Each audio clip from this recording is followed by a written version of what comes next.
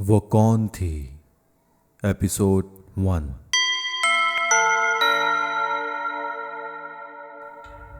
रात का आखिरी पहर था जब उसकी आंख खुली। वो घर में अकेली थी।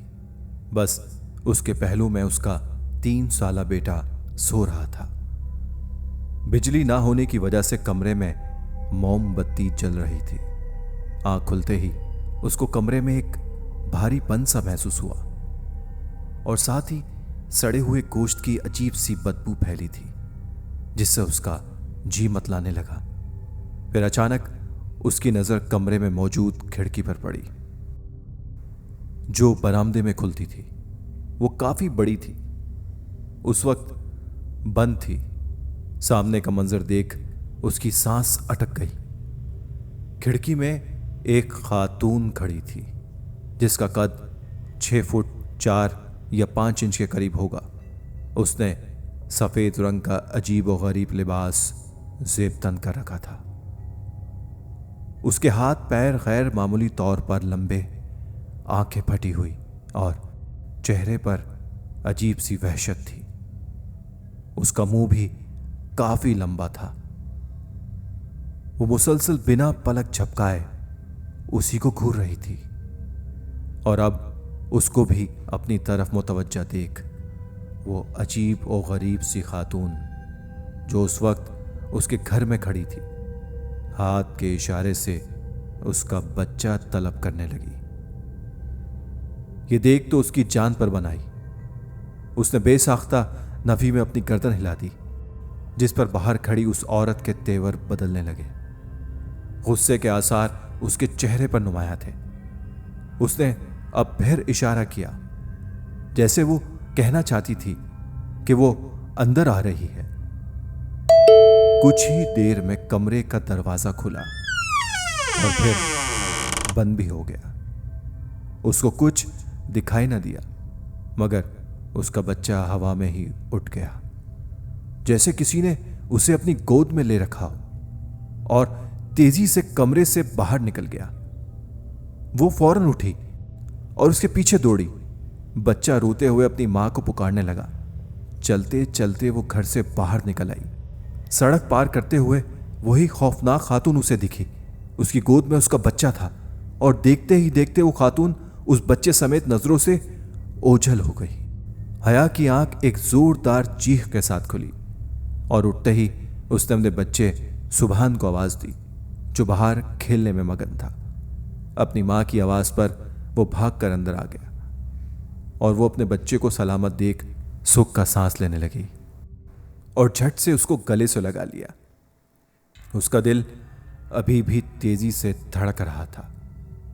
उसका मतलब मैं ख्वाब देख रही थी और सामान की पैकिंग करते करते उसकी आंख लग गई थी। सर्दियों के दिन थे, दिन मुख्तसर और रातें तवील। जैसे जैसे दिन गुजर रहे थे, उसके साथ साथ मौसम में मजीद ठंडक आती जा रही थी। आजकल ठंडी हवाएं चल पड़ी थीं और सर्दियों में ये बात महसूस करने की है कि अंधेरा होते ही आहिस्ता आहिस्ता करके गलियां, सड़कें और इलाके जल्द ही सुनसान हो जाया करते हैं, क्योंकि ठंड बढ़ने की वजह से लोग जल्द से जल्द अपने काम खत्म करके अपने अपने ठिकानों को लौटने की कोशिश में होते हैं। तभी बेशतर इलाकों में अजीब सी वैरानी का राज होता है, जिससे बेजा एक वहशत का एहसास होता है। यह दिसंबर की एक सपहर थी। बाहर यखबस्ता हवाएं चल रही थी। हया सामान की पैकिंग में मसरूफ थी और तकरीबन सारा सामान वो पैक कर चुकी थी, सिवाय कुछ चीजों के। हया सुबह से लगी हुई हो, जरा तो अपने आराम का ख्याल भी रखा करो।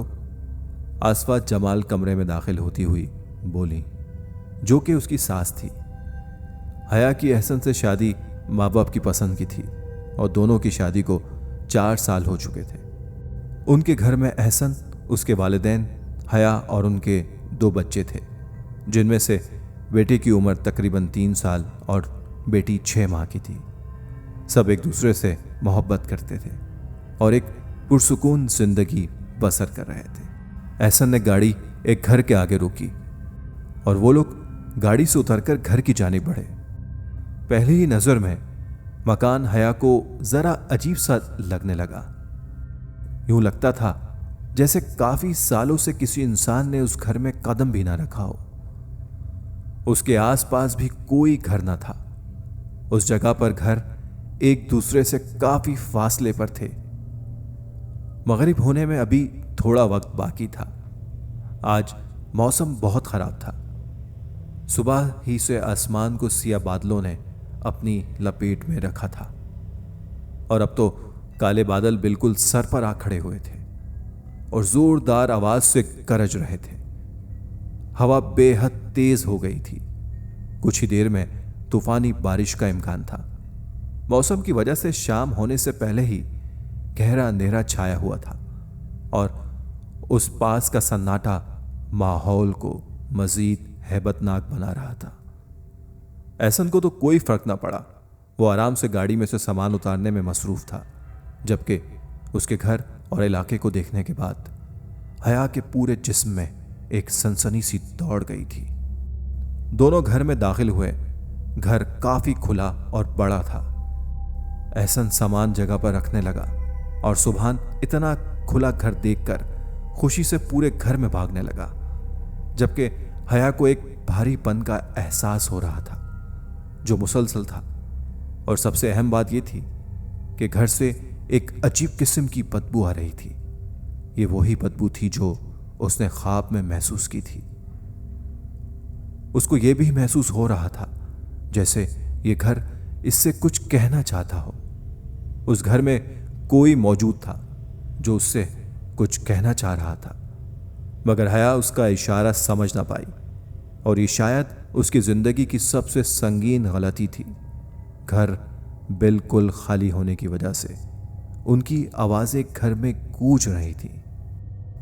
पूरा घर साफ हो चुका था जो हया और एहसन ने मिलजुल कर किया था और उस काम में रात के 2 बज गए थे। बच्चे तो पहले ही सो चुके थे और दोनों बेहद थकावट महसूस कर रहे थे। तभी हया चाय बनाने बावर्ची खाने की तरफ चल पड़ी और एहसन बालकोनी में खड़ा हो गया। घर 3 मनाजिल पर मुश्तमिल था, जिनमें से 2 मंजिलें उनके इस्तेमाल में थी, मगर ऊपर मंजिल में जाने से मालिक मकान ने उनको सख्ती से मना कर रखा था, जिसकी वजह पूछने पर एहसन को कोई खास दिलचस्पी ना थी। घर साफ होने के बाद घर का नक्शा ही बदल गया, मगर उस वहशत का एहसास अभी भी बाकी था। एहसन गैलरी में खड़ा इलाके का जायजा ले रहा था। दूर दूर तक गहरा सन्नाटा था और तेज बारिश अब तक थम चुकी थी, मगर बादल अभी भी थे और बादलों की गरज इतनी तेज थी कि यूं लगता था जैसे बादल उनके घर की छत पर ही उतरेंगे। कुछ देर में हया हाथ में चाय के 2 मग लिए वहां आ गई और फिर दोनों वहां मौजूद कुर्सियों पर बैठकर चाय से लुत्फ अंदोज होने लगे। एहसन, आपको यहां कोई बदबू महसूस हो रही है? हया ने सवाल किया। हाँ, हो तो रही है, मगर हमने तो पूरा घर अच्छे से साफ किया है, फिर ये बदबू क्यों नहीं गई? हया घबराई हुई थी। काफी अरसे से घर बंद पड़ा है, तभी ऐसा हो रहा है। खैर, चली जाएगी। एहसन की बात से हया का दिल मुतमईन ना हुआ। उसको फिक्रमंद देखकर एहसन इधर उधर की बातें करने लगा और अपने दफ्तर में होने वाला एक वाकया सुनाने लगा जो मज़ाह पर मुश्तमिल था, जिस पर दोनों हंस पड़े और उनके हंसने के साथ ही कोई 15-20 लोग और भी उनके साथ हंसने लगे। वो आवाजें काफी खौफनाक थी, जिस पर वो दोनों अचानक ही खामोश हो गए और एक दूसरे की तरफ हैरत से देखने लगे। अब वहां बिल्कुल सन्नाटा था। आपने भी वो सुने हैं क्या कहे? खौफ से हया के हाथ पैर ठंडे होने लगे। हाँ, एहसन फौरन बोला और फौरन अपनी कुर्सी से उठकर नीचे झांकने लगा। फिर इधर उधर देखा, मगर हर तरफ वीराना था, कहीं किसी बशर का वजूद ना था। चलो अंदर चलते हैं, हवाएं चल रही हैं। यहां तो दूर से आती आवाज भी करीब से सुनाई देती है। एहसन ने हया को बहलाया, जबकि वो आवाजें उन्हीं के घर से आ रही थीं और वो दोनों अपने कमरे में आकर लेट गए।